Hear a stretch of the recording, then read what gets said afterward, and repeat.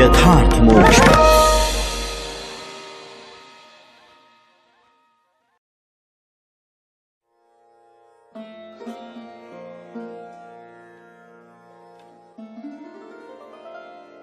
तीसरा अध्याय, भगवान के अवतारों का वर्णन। श्री सूत जी कहते हैं, सृष्टि के आदि में भगवान ने लोकों के निर्माण की इच्छा की। इच्छा होते ही उन्होंने महत्त्व आदि से निष्पन्न पुरुष रूप ग्रहण किया। उसमें 10 इंद्रियां, 1 मन और 5 भूत, ये 16 कलाएं थी। उन्होंने कारण जल में शयन करते हुए जब योग निद्रा का विस्तार किया, तब उनके नाभि सरोवर में से एक कमल प्रकट हुआ और उस कमल से प्रजापतियों के अधिपति ब्रह्मा जी उत्पन्न हुए। भगवान के उस विराट रूप के अंग प्रत्यंग में ही समस्त लोकों की कल्पना की गई थी। वह भगवान का विशुद्ध सत्वमय श्रेष्ठ रूप है। योगी लोग दिव्य दृष्टि से भगवान के उस रूप का दर्शन करते हैं। भगवान का वह रूप हजारों पैर, जांघें, भुजाएं और मुखों के कारण अत्यंत विलक्षण है। उसमें सहस्त्रों सिर, हजारों कान, हजारों आंखें और हजारों नासिकाएं हैं। हजारों मुकुट, वस्त्र और कुंडल आदि आभूषणों से वह उल्लसित रहता है। भगवान का यही पुरुष रूप, जिसे नारायण कहते हैं, अनेक अवतारों का अक्षय कोश है। इसी से सारे अवतार प्रकट होते हैं। इस रूप के छोटे से छोटे अंश से देवता, पशु पक्षी और मनुष्यादि योनियों की सृष्टि होती है। उन्हीं प्रभु ने पहले कौमार्ग सर्ग में सनक, सनंदन, सनातन और सनत कुमार, इन 4 ब्राह्मणों के रूप में अवतार ग्रहण करके अत्यंत कठिन अखंड ब्रह्मचर्य का पालन किया। दूसरी बार इस संसार के कल्याण के लिए समस्त यज्ञों के स्वामी उन भगवान ने ही रसातल में गई हुई पृथ्वी को निकाल लाने के विचार से सूकर रूप ग्रहण किया। ऋषियों की सृष्टि में उन्होंने देवर्षि नारद के रूप में तीसरा अवतार ग्रहण किया और सात्वत तंत्र का उपदेश किया। उसमें कर्मों के द्वारा किस प्रकार कर्म बंधन से मुक्ति मिलती है, इसका वर्णन है। धर्मपत्नी मूर्ति के गर्भ से उन्होंने नर नारायण के रूप में चौथा अवतार ग्रहण किया। इस अवतार में उन्होंने ऋषि बनकर मन और इंद्रियों का सर्वथा संयम करके बड़ी कठिन तपस्या की। 5वें अवतार में वे सिद्धों के स्वामी कपिल के रूप में प्रकट हुए और तत्वों का निर्णय करने वाले सांख्य शास्त्र का, जो समय के फेर से लुप्त हो गया था, आसुरी नामक ब्राह्मण को उपदेश किया।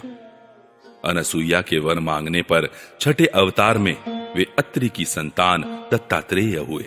इस अवतार में उन्होंने अलर्क एवं प्रहलाद आदि को ब्रह्म ज्ञान का उपदेश किया। 7वीं बार ऋषि प्रजापति की आकुति नामक पत्नी से यज्ञ के रूप में उन्होंने अवतार ग्रहण किया और अपने पुत्र याम आदि देवताओं के साथ स्वयंभू मनवंतर की रक्षा की। राजा नाभि की पत्नी मेरु देवी के गर्भ से ऋषभ देव के रूप में भगवान ने 8वां अवतार ग्रहण किया। इस रूप में उन्होंने परम हंसों का वह मार्ग, जो सभी आश्रमियों के लिए वंदनीय है, दिखाया। ऋषियों की प्रार्थना से 9वीं बार वे राजा पृथु के रूप में अवतीर्ण हुए। शौनकादि ऋषियों, इस अवतार में उन्होंने पृथ्वी से समस्त औषधियों का दोहन किया था। इससे यह अवतार सबके लिए बड़ा ही कल्याणकारी हुआ। चाक्षुष मनवंतर के अंत में जब सारी त्रिलोकी समुद्र में डूब रही थी, तब उन्होंने मत्स्य के रूप में 10वां अवतार ग्रहण किया और पृथ्वी रूपी नौका पर बैठाकर अगले मनवंतर के अधिपति वैवस्वत मनु की रक्षा की। जिस समय देवता और दैत्य समुद्र मंथन कर रहे थे, उस समय 11वां अवतार धारण करके कच्छप रूप से भगवान ने मंदराचल को अपनी पीठ पर धारण किया। 12वीं बार धनवंतरी के रूप में अमृत लेकर समुद्र से प्रकट हुए और 13वीं बार मोहिनी रूप धारण करके दैत्यों को मोहित करते हुए देवताओं को अमृत पिलाया। 14वें अवतार में उन्होंने नरसिंह रूप धारण किया और अत्यंत बलवान दैत्यराज हिरण्यकशिपु की छाती अपने नखों से अनायास इस प्रकार फाड़ डाली, जैसे चटाई बनाने वाला सीख को चीर डालता है। 15वीं बार वामन का रूप धारण करके भगवान दैत्यराज बलि के यज्ञ में गए। वे चाहते तो थे त्रिलोकी का राज्य, परंतु मांगी उन्होंने केवल 3 पग पृथ्वी। 16वें परशुराम अवतार में जब उन्होंने देखा कि राजा लोग ब्राह्मणों के द्रोही हो गए हैं, तब क्रोधित होकर उन्होंने पृथ्वी को 21 बार क्षत्रियों से शून्य कर दिया। इसके बाद 17वें अवतार में सत्यवती के गर्भ से पराशर जी के द्वारा वे व्यास के रूप में अवतीर्ण हुए। उस समय लोगों की समझ और धारणा शक्ति कम देखकर आपने वेद रूप वृक्ष की कई शाखाएं बना दी। 18वीं बार देवताओं का कार्य संपन्न करने की इच्छा से उन्होंने राजा के रूप में रामावतार ग्रहण किया और सेतु बंधन, रावण वध आदि वीरतापूर्ण बहुत सी लीलाएं की। 19वें और 20वें अवतारों में उन्होंने यदुवंश में बलराम और श्री कृष्ण के नाम से प्रकट होकर पृथ्वी का भार उतारा। उसके बाद कलयुग आ जाने पर मगध देश में देवताओं के द्वेषी दैत्यों को मोहित करने के लिए अजन के पुत्र रूप में आपका बुद्धावतार होगा। इसके भी बहुत पीछे जब कलयुग का अंत समीप होगा और राजा लोग प्राय लुटेरे हो जाएंगे, तब जगत के रक्षक भगवान विष्णु यश नामक ब्राह्मण के घर कल्कि रूप में अवतीर्ण होंगे। शौनकादि ऋषियों जैसे अगाध सरोवर से हजारों छोटे छोटे नाले निकलते हैं, वैसे ही सत्वनिधि भगवान श्री हरि के असंख्य अवतार हुआ करते हैं। ऋषि, मनु, देवता, प्रजापति, मनुपुत्र और जितने भी महान शक्तिशाली हैं, वे सब के सब भगवान के ही अंश हैं। ये सब अवतार तो भगवान के अंशावतार अथवा कलावतार हैं, परंतु भगवान श्री कृष्ण तो स्वयं भगवान ही हैं। जब लोग दैत्यों के अत्याचार से व्याकुल हो उठते हैं, तब युग युग में अनेक रूप धारण करके भगवान उनकी रक्षा करते हैं। भगवान के दिव्य जन्मों की यह कथा अत्यंत गोपनीय रहस्यमयी है। जो मनुष्य एकाग्र चित्त से नियम पूर्वक सायंकाल और प्रातः काल प्रेम से इसका पाठ करता है, वह सब दुखों से छूट जाता है।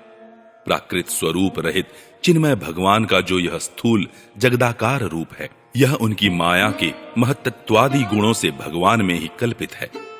जैसे बादल वायु के आश्रय रहते हैं और धूसरपना धूल में होता है, परंतु अल्प बुद्धि मनुष्य बादलों का आकाश में और धूसरपने का वायु में आरोप करते हैं, वैसे ही अविवेकी पुरुष सबके साक्षी आत्मा में स्थूल दृश्य रूप जगत का आरोप करते हैं।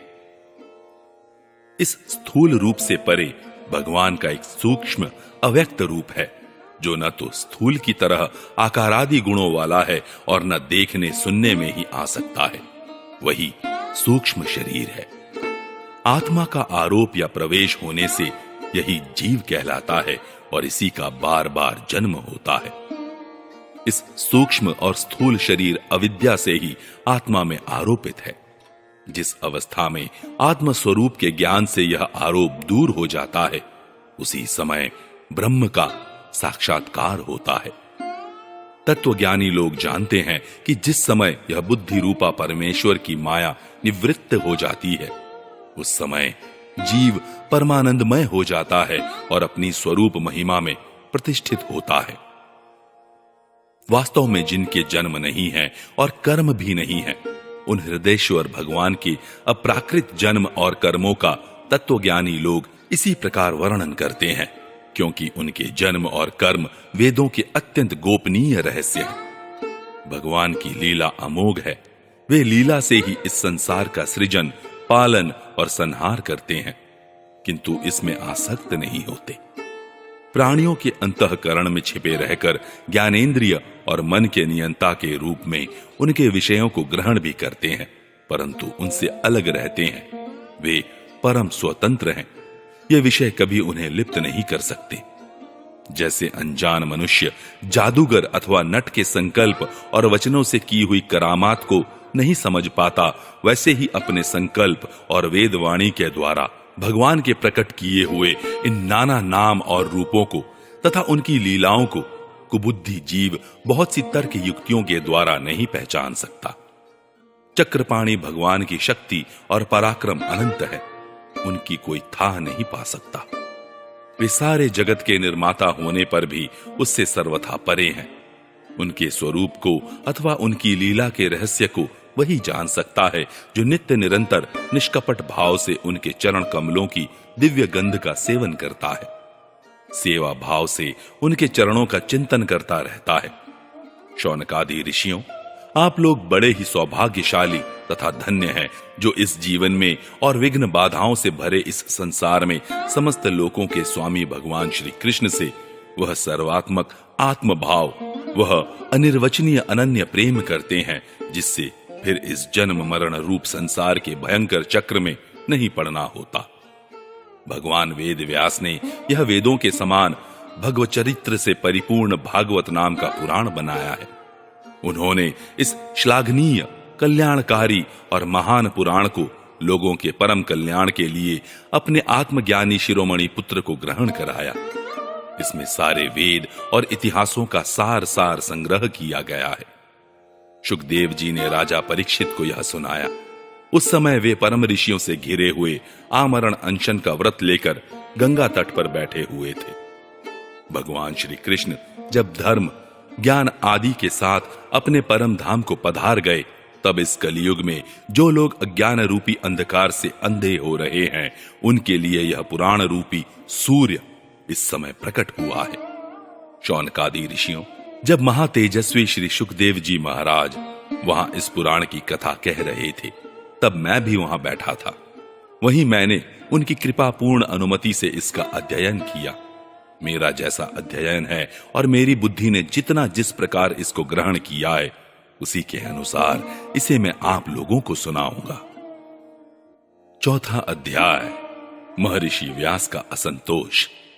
व्यास जी कहते हैं, उस दीर्घकालीन सत्र में सम्मिलित हुए मुनियों में विद्यावयो वृद्ध कुलपति ऋग्वेदी शौनक जी ने सूत जी की यह बात सुनकर उनकी प्रशंसा की और कहा। शौनक जी बोले, सूत जी, आप वक्ताओं में श्रेष्ठ हैं तथा बड़े भाग्यशाली हैं। जो कथा भगवान श्री शुकदेव जी ने कही थी, वही भगवान की पुण्यमयी कथा कृपा करके आप हमें सुनाइए। वह कथा किस युग में, किस स्थान पर और किस कारण से हुई थी? मुनिवर, श्री कृष्ण द्वैपायन ने किसकी प्रेरणा से इस परमहंसों की संहिता का निर्माण किया था? उनके पुत्र शुकदेव जी बड़े योगी, समदर्शी, भेदभाव रहित, संसार निद्रा से जगे एवं निरंतर एकमात्र परमात्मा में ही स्थित रहते हैं। वे छिपे रहने के कारण मूढ़ से प्रतीत होते हैं। व्यास जी जब सन्यास के लिए वन की ओर जाते हुए अपने पुत्र का पीछा कर रहे थे, उस समय जल में स्नान करने वाली स्त्रियों ने नंगे शुकदेव को देखकर तो वस्त्र धारण नहीं किया, परंतु वस्त्र पहने हुए व्यास जी को देखकर लज्जा से कपड़े पहन लिए थे। इस आश्चर्य को देखकर जब व्यास जी ने उन स्त्रियों से इसका कारण पूछा, तब उन्होंने उत्तर दिया कि आपकी दृष्टि में तो अभी स्त्री पुरुष का भेद बना हुआ है, परंतु आपके पुत्र की शुद्ध दृष्टि में यह भेद नहीं है। कुरुजांगल देश में पहुंचकर हस्तिनापुर में वे पागल, गूंगे तथा जड के समान विचरते होंगे। नगरवासियों ने उन्हें कैसे पहचाना? पांडव नंदन राजऋषि परीक्षित का इन मौनी शुकदेव जी के साथ संवाद कैसे हुआ, जिसमें यह भगवत संहिता कही गई। महाभाग श्री शुकदेव जी तो गृहस्थों के घरों को तीर्थ स्वरूप बना देने के लिए उतनी ही देर उनके दरवाजे पर रहते हैं जितनी देर में एक गाय दुही जाती है। सूत जी, हमने सुना है कि अभिमन्यु नंदन परीक्षित भगवान के बड़े प्रेमी भक्त थे। उनके अत्यंत आश्चर्यमय जन्म और कर्मों का भी वर्णन कीजिए। वे तो पांडव वंश के गौरव बढ़ाने वाले सम्राट थे। वे भला किस कारण से साम्राज्य लक्ष्मी का परित्याग करके गंगा तट पर मृत्यु पर्यंत अनशन का व्रत लेकर बैठे थे? शत्रुगण अपने भले के लिए बहुत सा धन लाकर उनके चरण रखने की चौकी को नमस्कार करते थे। वे एक वीर युवक थे। उन्होंने उस दुस्तज्य लक्ष्मी को अपने प्राणों के साथ भला क्यों त्याग देने की इच्छा की? जिन लोगों का जीवन भगवान के आश्रित है, वे तो संसार के परम कल्याण, अभ्युदय और समृद्धि के लिए ही जीवन धारण करते हैं। उसमें उनका अपना कोई स्वार्थ नहीं होता। उनका शरीर तो दूसरों के हित के लिए था। उन्होंने विरक्त होकर उसका परित्याग क्यों किया? वेदवाणी को छोड़कर अन्य समस्त शास्त्रों के आप पारदर्शी विद्वान हैं। सूत जी, इसलिए इस समय जो कुछ हमने आपसे पूछा है वह सब कृपा करके हमें कहिए। सूत जी ने कहा, इस वर्तमान चतुर्युगी के तीसरे युग द्वापर में महर्षि पराशर के द्वारा वसु कन्या सत्यवती के गर्भ से भगवान के कला अवतार योगीराज व्यास जी का जन्म हुआ। एक दिन वे सूर्योदय के समय सरस्वती के पवित्र जल में स्नान आदि करके एकांत पवित्र स्थान पर बैठे हुए थे। महर्षि भूत और भविष्य को जानते थे। उनकी दृष्टि अचूक थी। उन्होंने देखा कि जिसको लोग जान नहीं पाते, ऐसे समय के फेर से प्रत्येक युग में धर्म संकरता और उसके प्रभाव से भौतिक वस्तुओं की भी शक्ति का ह्रास होता रहता है। संसार के लोग श्रद्धाहीन और शक्ति रहित हो जाते हैं। उनकी बुद्धि कर्तव्य का ठीक ठीक निर्णय नहीं कर पाती और आयु भी कम हो जाती है।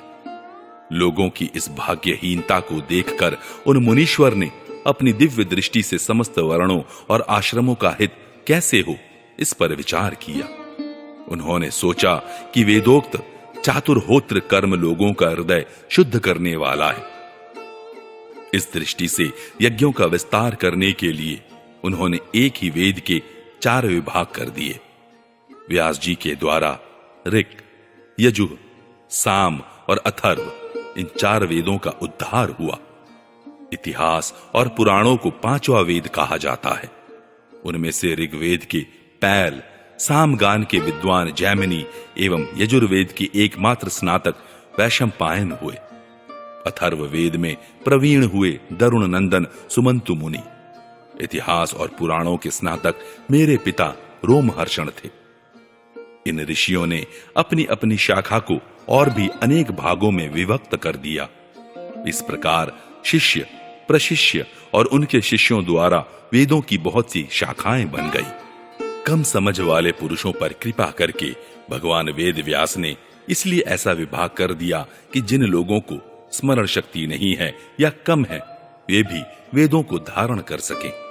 स्त्री, शूद्र और पतित द्विजाति तीनों ही वेद श्रवण के अधिकारी नहीं है। इसलिए वे कल्याणकारी शास्त्रोक्त कर्मों के आचरण में भूल कर बैठते हैं। अब इसके द्वारा उनका भी कल्याण हो जाए, यह सोचकर महामुनि व्यास जी ने बड़ी कृपा करके महाभारत इतिहास की रचना की। शौनकादि ऋषियों, यद्यपि व्यास जी इस प्रकार अपनी पूरी शक्ति से सदा सर्वदा प्राणियों के कल्याण में ही लगे रहे, तथापि उनके हृदय को संतोष नहीं हुआ। उनका मन कुछ खिन्न सा हो गया।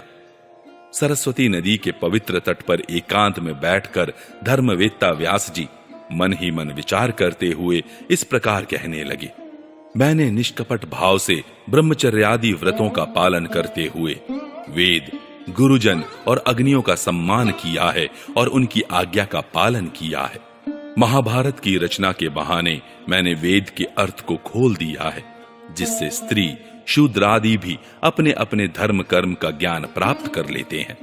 यद्यपि मैं ब्रह्म तेज से संपन्न एवं समर्थ हूं, तथापि मेरा हृदय कुछ अपूर्ण काम सा जान पड़ता है। अवश्य ही अब तक मैंने भगवान को प्राप्त कराने वाले धर्मों का प्रायः निरूपण नहीं किया है। वे ही धर्म परमहंसों को प्रिय है और वे ही भगवान को भी प्रिय है। श्री कृष्ण द्वैपायन व्यास इस प्रकार अपने को अपूर्ण सा मानकर जब खिन्न हो रहे थे, उसी समय उस आश्रम पर देवर्षि नारद जी आ पहुंचे। उन्हें आया देख व्यास जी तुरंत खड़े हो गए। उन्होंने देवताओं के द्वारा सम्मानित देवर्षि नारद की विधिपूर्वक पूजा की। 5वां अध्याय, भगवान के यश कीर्तन की महिमा और देवर्षि नारद जी का पूर्व चरित्र। सूत जी कहते हैं, तदनंतर सुखपूर्वक बैठे हुए वीणापाणी परम यशस्वी देवर्षि नारद ने मुस्कुराकर अपने पास ही बैठे ब्रह्म ऋषि व्यास जी से कहा। नारद जी ने प्रश्न किया, महाभाग व्यास जी, आपके शरीर एवं मन दोनों ही अपने कर्म एवं चिंतन से संतुष्ट है ना? अवश्य ही आपकी जिज्ञासा तो भलीभांति पूर्ण हो गई है, क्योंकि आपने जो यह महाभारत की रचना की है वह बड़ी ही अद्भुत है। वह धर्म आदि सभी पुरुषार्थों से परिपूर्ण है। सनातन ब्रह्म तत्व को भी आपने खूब विचारा है और जान भी लिया है। फिर भी प्रभु, आप अकृतार्थ पुरुष के समान अपने विषय में शोक क्यों कर रहे हैं? व्यास जी ने कहा, आपने मेरे विषय में जो कुछ कहा है वह सब ठीक ही है। वैसा होने पर भी मेरा हृदय संतुष्ट नहीं है। पता नहीं इसका क्या कारण है। आपका ज्ञान अगाध है। आप साक्षात ब्रह्मा जी के मानस पुत्र हैं, इसलिए मैं आपसे ही इसका कारण पूछता हूं। नारद जी, आप समस्त गोपनीय रहस्यों को जानते हैं, क्योंकि आपने उन पुराण पुरुष की उपासना की है जो प्रकृति पुरुष दोनों के स्वामी हैं और असंग रहते हुए भी अपने संकल्प मात्र से गुणों के द्वारा संसार की सृष्टि, स्थिति और प्रलय करते रहते हैं। आप सूर्य की भांति तीनों लोकों में भ्रमण करते रहते हैं और योग बल से प्राणवायु के समान सबके भीतर रहकर अंतःकरणों के साक्षी भी हैं। योगानुष्ठान और नियमों के द्वारा पर ब्रह्म और शब्द ब्रह्म दोनों की पूर्ण प्राप्ति कर लेने पर भी मुझ में जो बड़ी कमी है उसे आप कृपा करके बतलाइए।